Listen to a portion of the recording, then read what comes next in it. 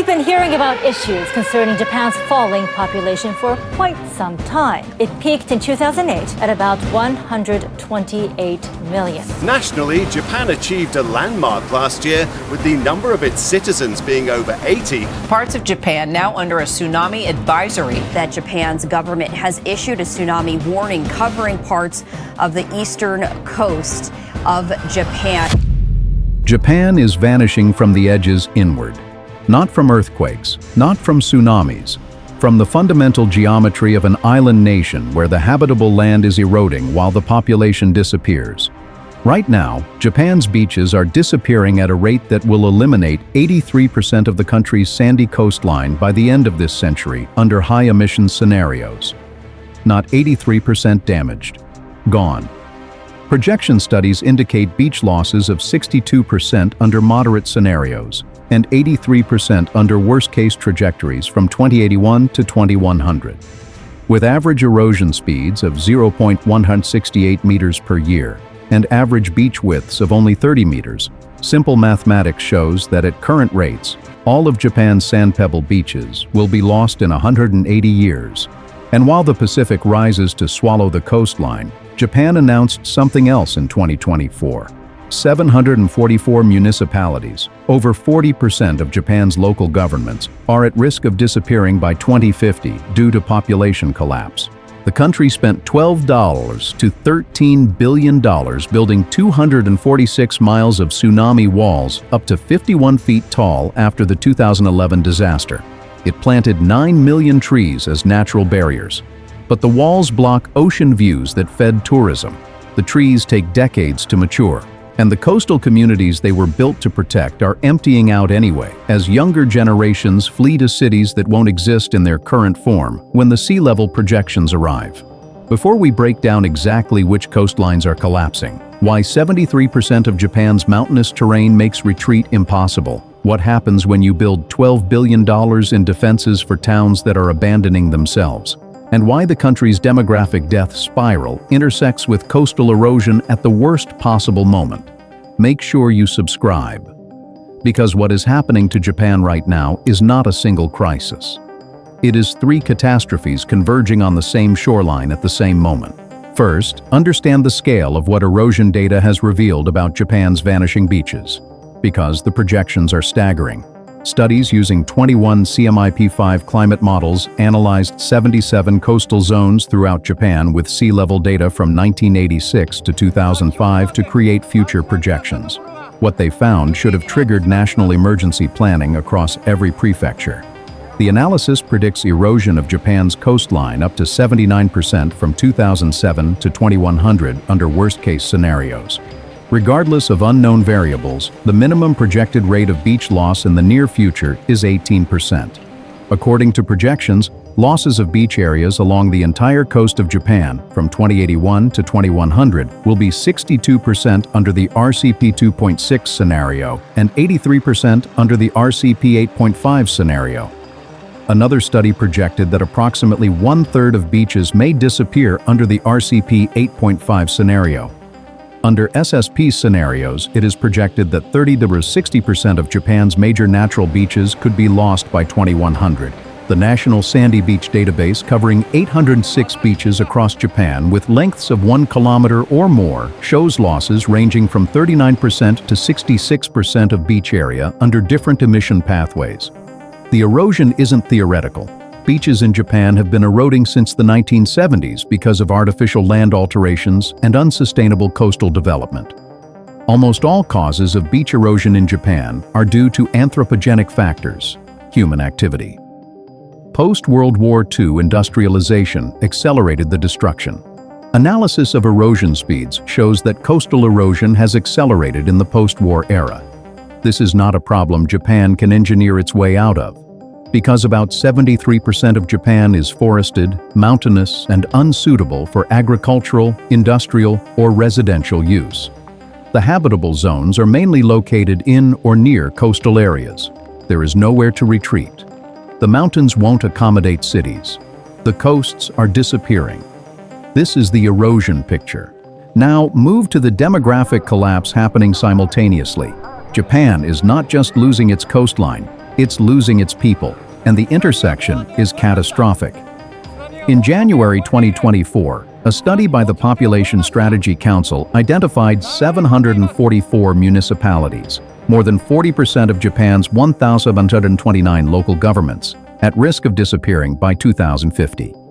These are municipalities projected to see their population of women aged 20 to 39 reduced by half between 2020 and 2050. By one calculation, Japan could lose about 40% of its municipalities over the next century as the countryside depopulates. That's more than 740 cities and towns. There are an estimated 9 million abandoned homes nationwide in a country rapidly aging with steady migration of younger people leaving countryside for cities. Nanmoku Village has a population where 67% are now aged over 65, making it the village with the oldest population in the country. It is one of 20 communities in Gunma Prefecture that experts say could disappear by 2050. Kawakami Village saw its first birth in 25 years.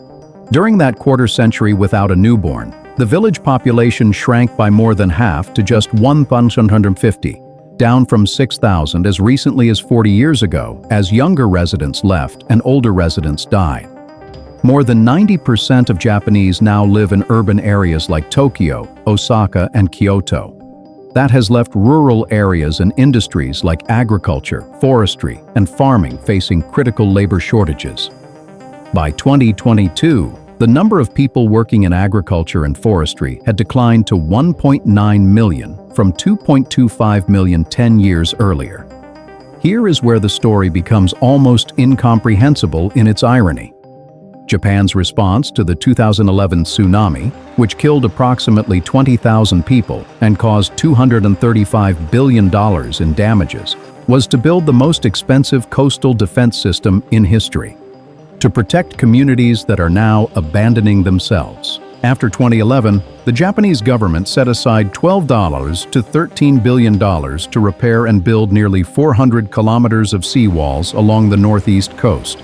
These new structures rise up to 14.7 meters, about 51 feet, in some areas, supported by foundations around 25 meters deep. The walls are taller than 4- or 5-story buildings. Japan invested wide $400 billion, about $5 billion, constructing bay mouth breakwaters in major ports like Kamaishi, Kuji, and Ofunato.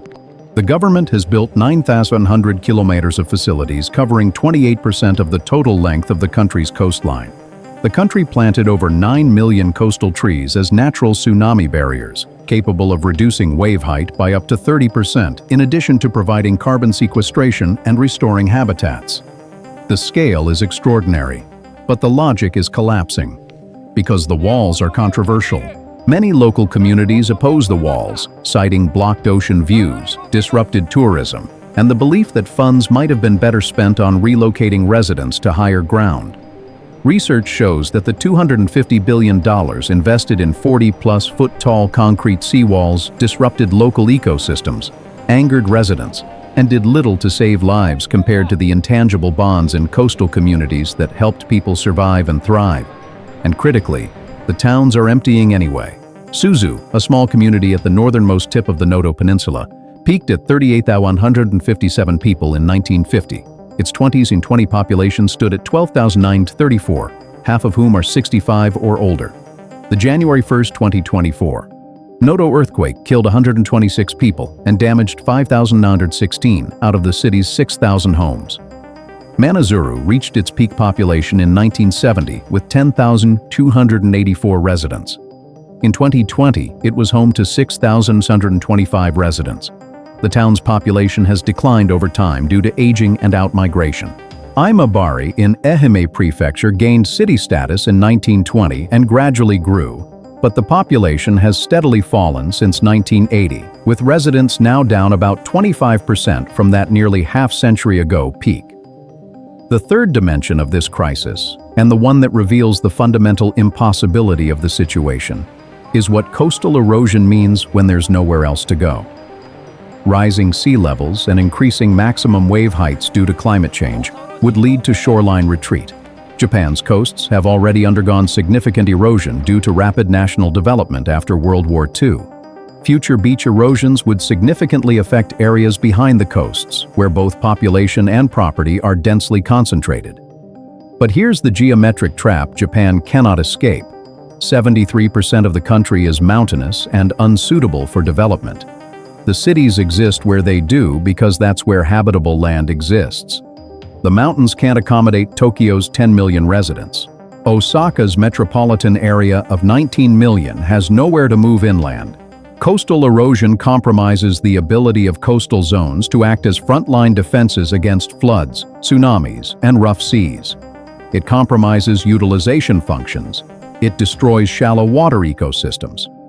Coastal erosion, in essence, means that the land of Japan itself is lost. The combination of sea level rise, coastal erosion, and fiercer weather will cause chaos for Japan's economy, which stands to lose around 3.72% of GDP by 2050, with $404 billion in coastal infrastructure damages by 2050 alone. Rising sea levels, coastal erosion, and changing storm patterns could see 4 million people exposed to devastating floods by 2050 if Japan follows a high-carbon pathway. Let's state the compound crisis plainly. Japan sits at the intersection of three simultaneous catastrophes converging on the same space. The coastline is disappearing, measurably, irreversibly, with 62–83% of sandy beaches projected to vanish by 2100. Driven by sea level rise and erosion accelerated by post-war industrialization that destroyed natural coastal processes. The population is collapsing. 744 municipalities at risk of extinction by 2050. Rural areas hemorrhaging residents to cities. Birth rates at 1.4 children per family, creating demographic freefall that mathematically cannot be reversed. And the geography offers no escape. 73% of Japan is uninhabitable mountains. Coastal cities cannot retreat inland, and the $12 billion in tsunami walls protect communities that are abandoning themselves anyway. Urban planners don't have a term for this convergence. The coastal erosion literature discusses beach loss. The demographic studies project municipal extinction. The disaster preparedness field builds higher walls. But no framework exists for when all three collapse simultaneously on an island nation with nowhere else to go. Some experts now suggest Japan should consider deliberately abandoning many of these places and initiating a radical revolution in land use patterns, allowing nature to reclaim aging, shrinking settlements and using them to store carbon in forests. That would be rewilding on a national scale. But the political will doesn't exist. Local governments have been trying to encourage people to move back to rural areas by providing work opportunities and sharing details of vacant houses. The Japanese have expressions for this internal migration. U-turn for someone returning to their hometown. I-turn for deciding to quit big city life. Relocating to a small rural community can be challenging. Villages and towns are close-knit communities, and returnees are expected to comply with local norms. The Japanese expression is goni ireba goni shitagai, equivalent to, when in Rome, do as the Romans do. Failure to comply can result in social ostracism. The biggest concern is livelihoods, as long-term job prospects are limited in depopulating coastal towns. Meanwhile, the ocean keeps rising and the beaches keep shrinking. Mean sea level in Japanese coastal areas exhibited no significant rise from 1906 to 2024. However, a trend of MSL rise since the 1980s is seen. The average rate of MSL rise using records from 13 tide gauges was 3.4 millimeters per year from 2006 to 2018. The combined risks of sea level rise and storm surges significantly increase inundation areas and affected populations, with impacts potentially tripling or more than the effects of sea level rise alone. The number of residents affected is projected to peak around 2050 due to future population decline in Japan.